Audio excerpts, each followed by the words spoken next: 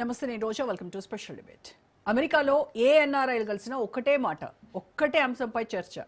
పౌరసత్వంపై bomb పేల్చారు Trump. దీంతో బాబోయ్ అంటూ గుండెలు పట్టుకున్నారు ప్రవాస భారతీయులు. అందరి దృష్టి అమెరికా సుప్రీంకోర్టు పైనే పడింది. ఎన్నికల్లో హామీ ఇచ్చినట్లుగానే అమెరికన్ ఫస్ట్ అంటూ విదేశీయుల్లో ప్రకంపనలు పుట్టిస్తున్నారు డొనాల్డ్. తాజాగా మరోసారి ఆయన దూకుడు ప్రదర్శించారు. కేవలం బానిసల పిల్లల కోసం తీసుకొచ్చిందేనని స్పష్టం చేశారు. కానీ ప్రపంచవ్యాప్తంగా కొందరు సంపన్నులు దుర్వినియోగం చేస్తున్నారని ట్రంప్ మండిపడ్డారు. బర్త్ రైట్ సిటిజన్షిప్ అంశంపై అమెరికా సుప్రీంకోర్టులో ఏప్రిల్ 1న విచారణ జరగనుంది.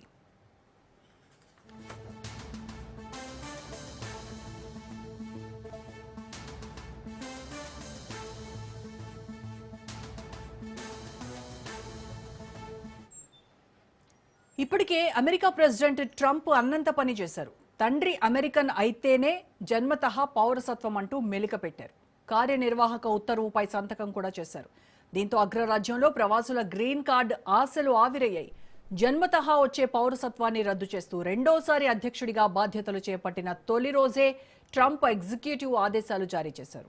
దీంతో అక్రమ వలసదారులతో పాటు విద్యార్థులు, ప్రొఫెషనల్స్ కు ఆటంకాలు ఎదురయ్యాయి. వలసదారులకు పుట్టే పిల్లలకు జన్మతః పౌరసత్వం రాదని అమెరికా ప్రెసిడెంట్ స్పష్టం చేశారు.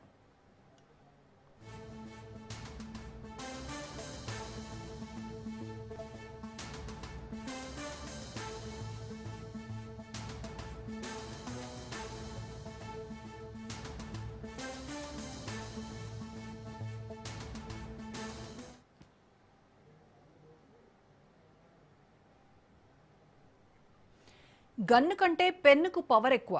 అక్షరాల ఇది నిజమేనని అగ్రరాజ్యాధినేత నిరూపించారు. ఒకే ఒక్క సంతకంతో లక్షలాది మంది గుండెల్లో గుబులు పుట్టించారు. ఒక్కరు కాదు, ఇద్దరు కాదు, ఏకంగా 18 లక్షల మంది భారతీయులకు షాక్ ఇచ్చారు. వలసదారులకు అమెరికా గడ్డపై పిల్లలు పుడితే ఆ చిన్నారులకు సహజంగా లభించే అమెరికా పౌరసత్వం అందించే చట్టాన్ని రద్దు చేశారు. 100 ఏళ్లుగా అమల్లో ఉన్న విధానానికి ఒక్క ఎగ్జిక్యూటివ్ ఆర్డర్తో ఫుల్ స్టాప్ పెట్టారు ట్రంప్.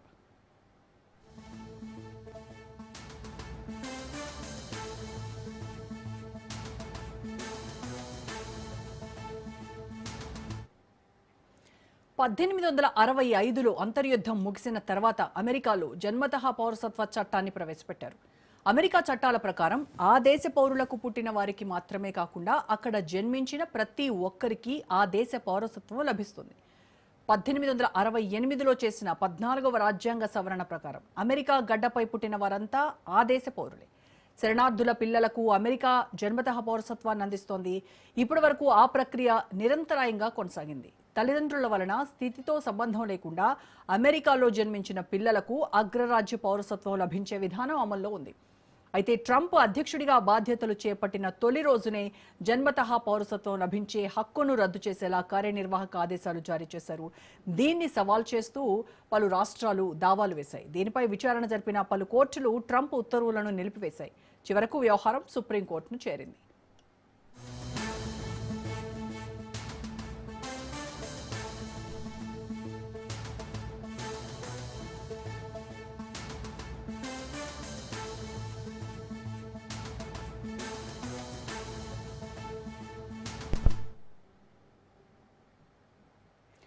అగ్రరాజ్యంలో మనోళ్ల సంఖ్య రోజురోజుకు శరవేగంగా పెరుగుతోంది. 52 లక్షల మంది ఎన్ఆర్ఐలు అమెరికాలో నివసిస్తున్నారు.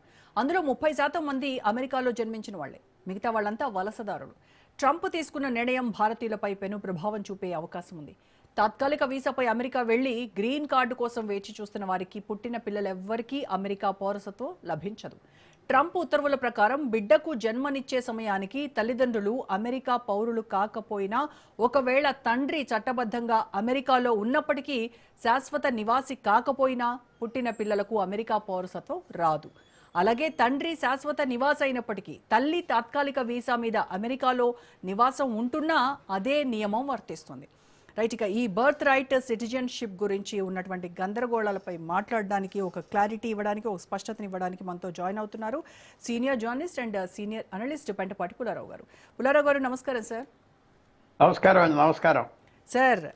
ట్రంప్ ఇతర దేశాల ప్రజల కి మాత్రమే షాక్ కాకుండా వాళ్ళ దేశంలో ఉన్నటువంటి ప్రజలకి కూడా అక్కడ కూడా ఒక బాంబు పేల్చారు, అదే బర్త్ రైట్ సిటిజన్షిప్ గురించి. దీంతో అక్కడ చాలా పెద్ద చర్చ నడుస్తోంది. ట్రంప్ వాదన ఎలా ఉందంటే 1868లో ఆఫ్రికన్ అమెరికన్స్ ఎవరైతే ఆ బానిసల పిల్లల కోసం అక్కడ తీసుకొచ్చినటువంటి చట్టం అది అని చెప్తున్నారు. మరి ఇక్కడ 14వ రాజ్యాంగ సవరణలో చూస్తే ఎక్కడ అలా స్పష్టంగా ట్రంప్ చెప్తున్నట్టుగా లేదు. కేవలం అంటే ఒక ప్రెసిడెన్షియల్ ఆర్డర్లో 150 ఏళ్ల రాజ్యాంగ హక్కును రద్దు చేయడం అనేది సాధ్యమవుతుందంటారు ఒక సంతకంతో? ఒకటి ఇది ఒక ట్రంప్ చేసిన పని. ఇంకోటి కూడా మీరు మెన్షన్ చేయలేదు. దాదాపు 1880-90లో పెద్ద కేసు సుప్రీంకోర్టుకి వెళ్ళింది. Correct sir. ఒక చైనీస్ వ్యక్తి ఇక్కడ పడతాం, వెళ్ళిపోవటం, రావటం, అది కూడా సుప్రీంకోర్టు ఆయనకు హక్కు ఉన్నదని చెప్పింది. సో 130 సంవత్సరాల తర్వాత ఈ ఛాలెంజ్ సుప్రీంకోర్టులో, అమెరికన్ సుప్రీంకోర్టులో వచ్చాయి. మన కొన్ని విషయాలు ఫ్రాంక్గా చెప్పుకోవాలి. ఇది ట్రంప్ తీసుకొచ్చిన విషయం భారతీయుల మీద ఫోకస్ అవుతుందేమో అన్నట్టుగా మీరు చెప్తున్నారు. విన్న వాళ్ళకి అలాగనిపిస్తుంది. భారతీయుల మీద కాదు, ఇది ఎక్కువగా దక్షిణ అమెరికా నుంచి, సెంట్రల్ అమెరికా నుంచి చాలా మంది వచ్చేయటం, అక్కడ పిల్లలు కంటాం, నెక్స్ట్ డే వెళ్ళిపోవటం వాళ్ళ దేశానికి. ఆ హాస్పిటల్లో కనేయటం, వెళ్ళిపోవటం, వాళ్ళ సిటిజన్షిప్ వస్తుంది వాళ్ళ పిల్లలకి. అది కొంచెం యాంకర్ బేబీస్ అంటారు. యాంకర్ బేబీస్ అంటే ఆ పడవలకి లంగర్ లేస్తారు కదా, అది లంగర్ లాగా ఆ పిల్లల్ని అక్కడ పెట్టుకుని వీళ్ళు నాటుకోవాలి కదా. అల్లరైపోయింది అది. ఏ సింపుల్ రూల్ అయినా అబ్యూజ్ అవుతే తప్పకుండా స్క్రూటినీకి వస్తుంది. అందరు చూడటం మొదలు పెడతారు. అందువల్ల అది స్క్రూటినీలోకి వచ్చింది. ఆయన కూడా చెప్పింది ఇలాంటి వాళ్ళు వచ్చి చేస్తున్నారు. ప్రపంచంలో ఏ దేశంలో ఇలాంటిది లేదు. అది కరెక్టే కదా. సో మనం అమెరికా చేస్తుంది, మన భారతీయులు ఇంపాక్ట్ అయిపోతారు, అన్యాయం అయిపోతున్నట్టు కరెక్ట్, 100% కరెక్ట్. కానీ ఇప్పుడు బంగ్లాదేశ్ నుంచి వచ్చిన వాళ్ళు మన దేశంలో ఉన్నారు, వాళ్ళ పిల్లలు ఇక్కడ పుట్టారు, వాళ్ళకి సిటిజన్షిప్ ఇవ్వటానికి మీరు ఒప్పుకుంటారా? చెప్పండి. రోహింగ్యాస్ వచ్చారు, 2 లక్షల మంది దాక్కున్నారు ఇక్కడ హైదరాబాద్లో, ఇక్కడ అక్కడ. వాళ్ళు కూడా మళ్ళాగానే ఉంటారు చూడటానికి.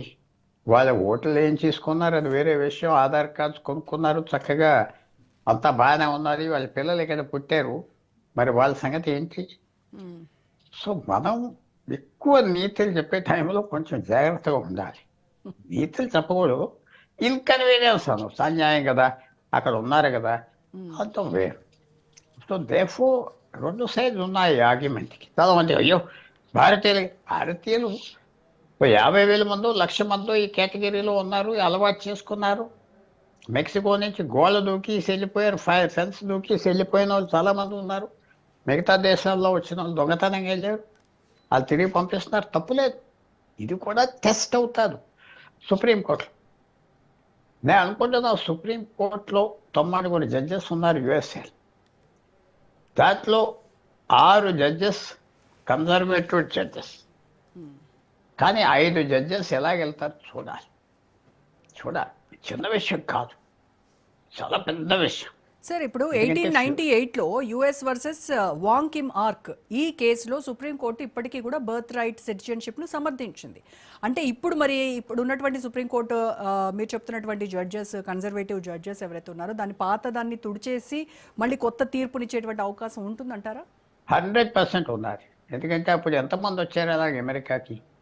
1000 మంది, సంవత్సరానికి 500 మంది. ఇప్పుడు ఎంతమంది యాంకర్ బేబీస్ అంటారు, యాంకర్ బేబీస్ అక్కడికి వెళ్ళి పుట్టించుకోవటం, వెళ్ళిపోవటం, భారతదేశానికి వచ్చేసి శుభ్రంగా ఇక్కడ బ్రతికి 20 సంవత్సరాల తర్వాత మా అబ్బాయి సిటిజన్ అక్కడ పుట్టాడని చెప్పుకున్నది.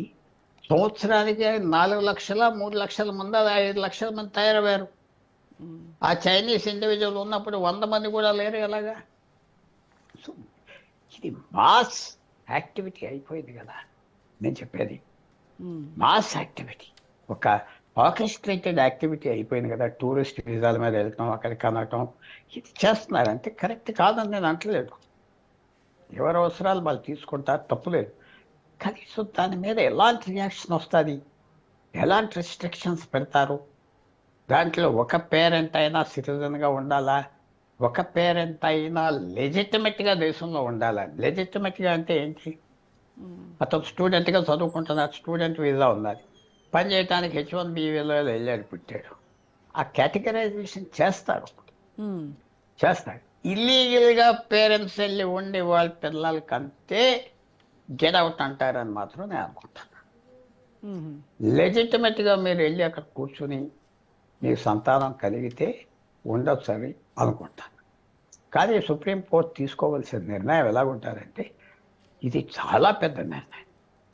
ఇప్పుడు సుప్రీంకోర్టు ఆ 1880 90 మీరు చెప్పిన జడ్జిమెంట్ ఓకే అంటే సంవత్సరానికి 10 లక్షల మంది సిటిజన్స్కి అవకాశం ఇచ్చినట్లు లెక్క కదా అవును. ఇప్పుడు. సో ఆ నిర్ణయం తీసుకుంటారు. ఎలా తీసుకుంటారు? చాలా పెద్ద నిర్ణయం అది, పెద్ద నిర్ణయం. కోర్టు ముందరకు వస్తుంది.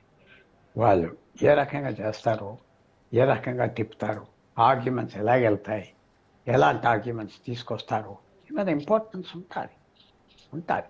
తర్వాత సుప్రీంకోర్టు ఇప్పుడు ఆల్రెడీ ఉన్న వాళ్ళ మీదకి రాపోవచ్చు, ఫ్యూచర్కి వెళ్ళవచ్చు. మ్మ్. ఫ్యూచర్కి వెళ్ళవచ్చు. ఆల్రెడీ ఎవరైతే ఈ బెనిఫిట్ పొందారో, ఆల్రెడీ ఎవరైతే ఉన్నారో